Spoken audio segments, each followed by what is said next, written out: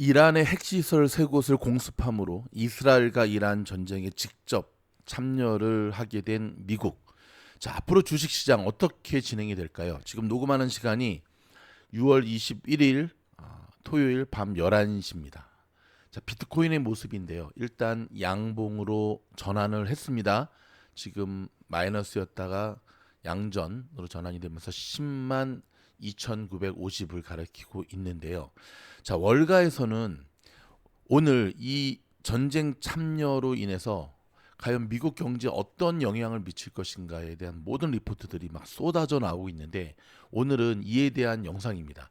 자, 결론을 짓기에 앞서서 몇 가지 좀 짚으면서 들어가 보도록 하겠습니다. 첫 번째는 왜 미국이 전쟁에 참여하게 되었냐는 거죠. 자, 트럼프 대통령이 자, 대선 선거 운동할 때만 하더라도 미국은 남의 나라 일에 관여하지 않겠다라고 하면서 특별히 이 외부적 전쟁에 참여하는 것에 대해서 반대 입장을 갖고 있었거든요. 근데 지금 결론은 반대가 되었죠. 자, 명분상으로는 이란의 핵무기 위협이었습니다. 미국과 이스라엘은 이란의 핵무기 개발 가능성을 주요 위협으로 간주했죠.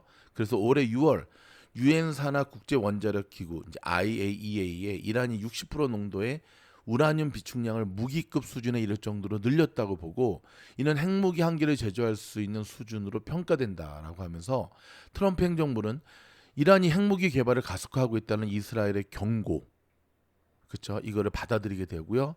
이를 저지하기 위해 군사적 개입을 결정하게 되었고 특히 오늘 공습한 포르도와 같은 깊숙한 핵시설은 미국의 벙커버스터로만 파괴 가능하다는 판단이 되게 되었던 거죠. 두 번째는 미국과 이스라엘과의 동맹 관계죠. 자, 트럼프를 전쟁으로 끌어들인 이 네타냐후 총리도 참 대단한 것 같아요. 그렇죠? 그다음에 세 번째는 트럼프의 외교 정책의 문제인데요. 지금 아시다시피 사실 외교 실패의 부분들이 참 많이 있거든요. 이제 국제 이 무역 관세가 이제 큰 영향을 미치는데 미국의 이스라엘 이란 전쟁의 직접 개입은 이란의 핵무기 위협, 이스라엘과의 동맹, 트럼프의 정치적 레거시 추구, 중동 패권 및 에너지 안보 유지, 그리고 외교적 해결 실패가 복합적으로 작용한 결과거든요. 자, 특별히 이스라엘의 선제 공격과 이 포로도 시설 파괴의 기술적 필요성이 미국의 군사 행동을 촉발한 핵심 요인으로 보이게 되는데요.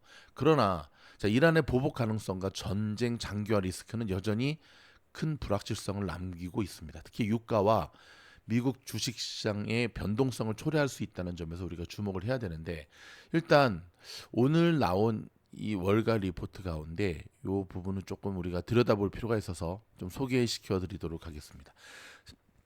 자, 월가 전문가들은 중동 전쟁 확전으로 인해서 이란이 주요 원유 수송로인 호르무즈 해협 봉쇄에 나설 경우에 국제 유가 급등세가 이어질 것으로 보고 있고요. 배럴당 120에서 130달러까지 이룰 수 있다고 예상하고 있습니다. 자, 국제 유가는 지난 12일 이스라엘의 이란 핵시설 공격 이후 중동 지역 지정학적 위험을 반영하면서 이미 약 10% 넘게 급등하고 있는 상황이죠. 유조선 항로 차단이 현실이 될 경우에는 글로벌 원유 공급 차질로 인해서 국제 유가가 더욱 가파르게 오를 수 있다는 게 월가 전문가들의 대체적인 전망입니다.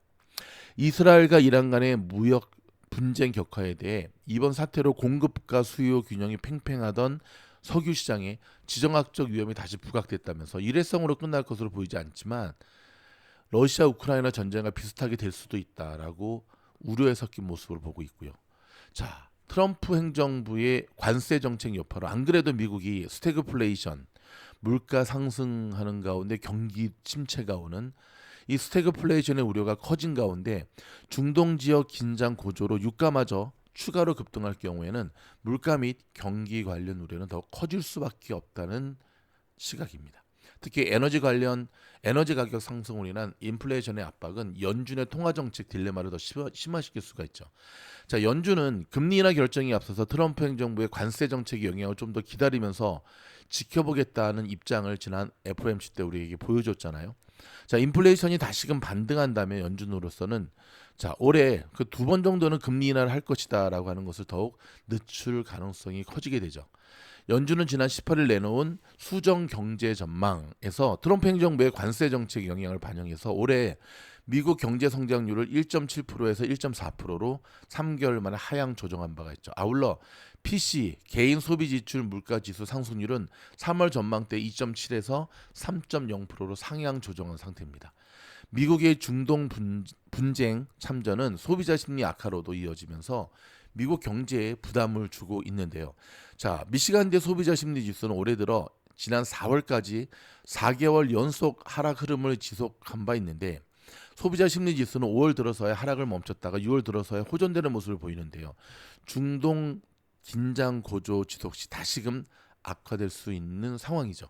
자, 미국의 중동 분쟁 참전에 따른 경제 여파를 좀 더 지켜봐야 한다는 신중론도 만만치 않은데요. 이란이 호르무즈 해협을 봉쇄하지 않을 것으로 보는 견해도 있습니다. 이란의 최대 석유 수출 고객인 인도와 중국 두 나라에 피해를 줄 수 있기 때문에 그런 거죠.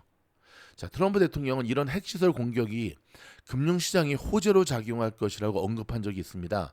지난 13일 이스라엘의 이란 핵시설 대규모 공습 직후에 자, 월스트리트 저널과의 통화에서 이란의 핵시설 공격에 대해 궁극적으로는 이란이 핵무기를 갖지 않게 되어 시장이 좋을 것이라고 생각한다고 말한 바 있죠. 자, 여러분, 미국이 중동 전쟁에 참여했던 과거의 걸프전부터 시작해서 선례들과 주식의 역사들을 보면 몇 가지 겹치는 부분이 있는데요. 경기가 굉장히 안 좋았던 닷컴 버블 때라든지 그럴 때 전쟁이 일어나게 되면 여지없이 경기 침체로 가속화되는 그러한 특징을 갖고 있습니다. 반대인 경우에 경기가 회복되는 과정 속에서 나타나는 문제는 그닥 큰 영향을 미치지 않았는데요.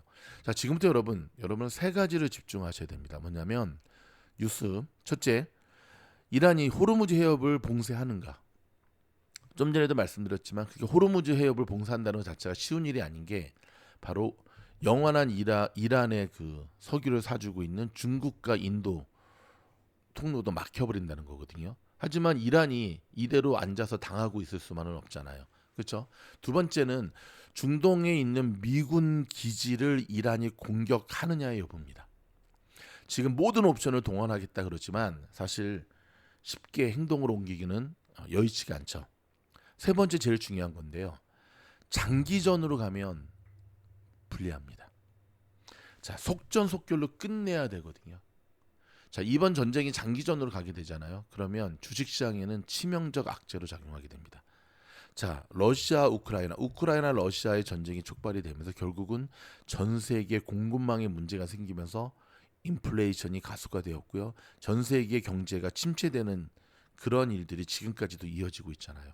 세 가지 기억하셔야 됩니다. 이란의 호르무즈 해협. 두 번째, 이란의 미군 기지 및 그다음 보복에 대한 수치가 어느 정도로 진행이 되는가. 세 번째는 이 전쟁이 장기화되는가 아니면 단기전으로 끝날 것인가에 대한 것. 이 세 가지를 집중해서 본다면 미국 증시의 흐름을 같이 우리가 가늠해서 볼 수가 있을 것입니다.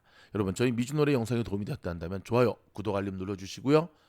이 전쟁 이슈를 통해서 또 좋은 호재로 삼아서 수익을 극대화할 수 있는 주옥 같은 미주노래 멤버십 영상 VIP 멤버십 가입하시면 바로 들으실 수가 있습니다. 고맙습니다.